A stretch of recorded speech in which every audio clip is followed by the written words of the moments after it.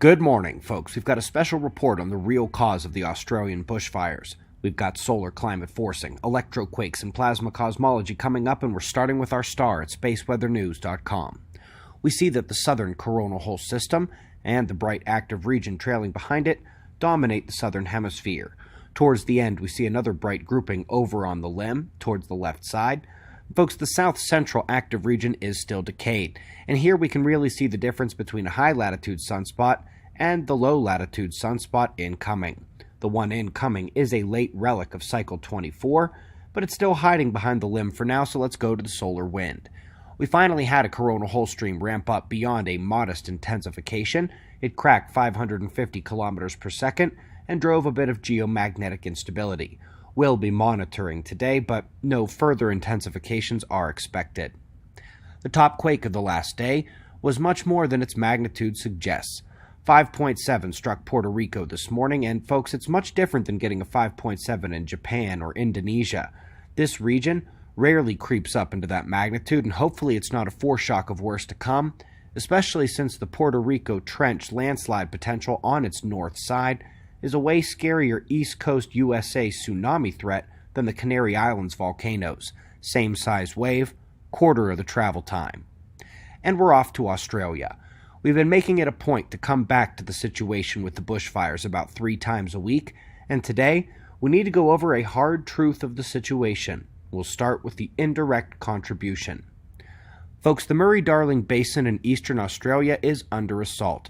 From private dams to floodplain harvesting to selling water rights to foreign interests to restricting the rights of those whose land is run by the waterways.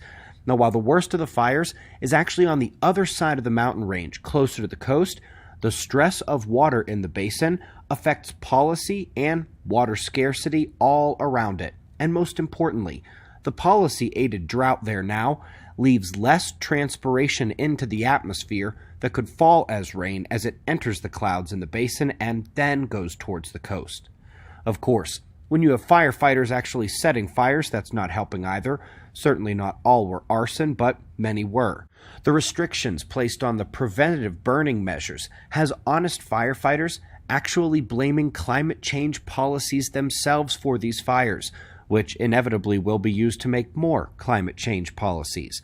And to top it all off, folks, let's please remember that the weak polar vortex creates the opposite effect in Australia than it does to literally every other part of the world. Extra hot, extra dry conditions. And one of the most confirmed of all the solar climate forcings is that low sun activity drives those polar vortex weakenings. We have been in the deep of sunspot minimum, and the vortex has acted accordingly. Plus, the South Magnetic Pole has left Antarctica already in this reversal phase, if you will recall, coming up south of Australia, which means that charged particles coupling to Earth's magnetic field from the solar wind are showering the region from above. Yes, it's a perfect storm. It's just not the perfect storm you've been hearing about on the news. Electroquakes are up next, and here's the quick backstory. We were part of a tiny group of allegedly crazy scientists early last decade, claiming electromagnetic pre-seismic signals could be used to forecast major quakes. Numerous papers got published, including 2 of our own, the first ever tying of solar polar magnetic fields to megathrust earthquakes. And in response, China and Italy launched the seismo-electromagnetic satellite, and the American Geophysical Union published the textbook Pre-Earthquake Processes, which is almost entirely about those electromagnetic precursors, and nobody's calling this crazy anymore. Now, if you've got all that, we're back to today, where it looks like the European Space Agency accidentally sent up a seismo-electromagnetic satellite of its own.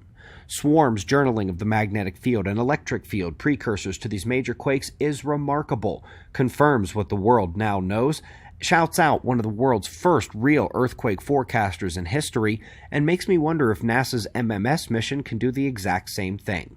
If you want to learn how to predict earthquakes or just peruse some of our forecasting tools with real-time data, check out quakewatch.net. The scoreboard does need updating there, but we've nailed all the big ones since the last update, and I've got better things to do than stat jab my ego.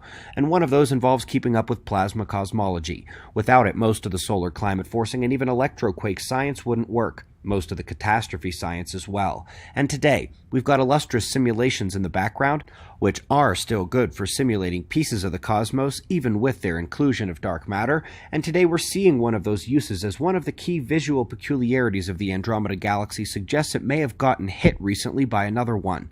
Now, with the simulations, they can show indeed it may have been hit very recently by a galaxy up to a fourth of its already massive size.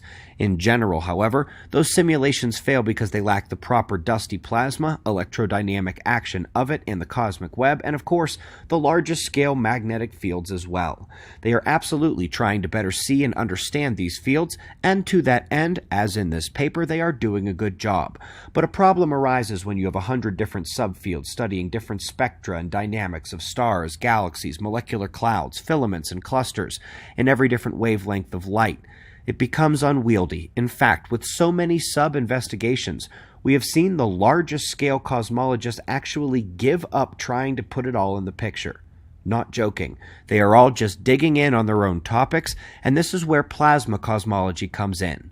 Alphane and Peratt have those answers, and we arrive there in our plasma cosmology movie. Find it below this video, on our channel page, or at suspiciousobservers.org. It did take us a lot, if you'll recall, to get permission to post some of that previously classified information. We would appreciate you at least checking it out, hearing them out.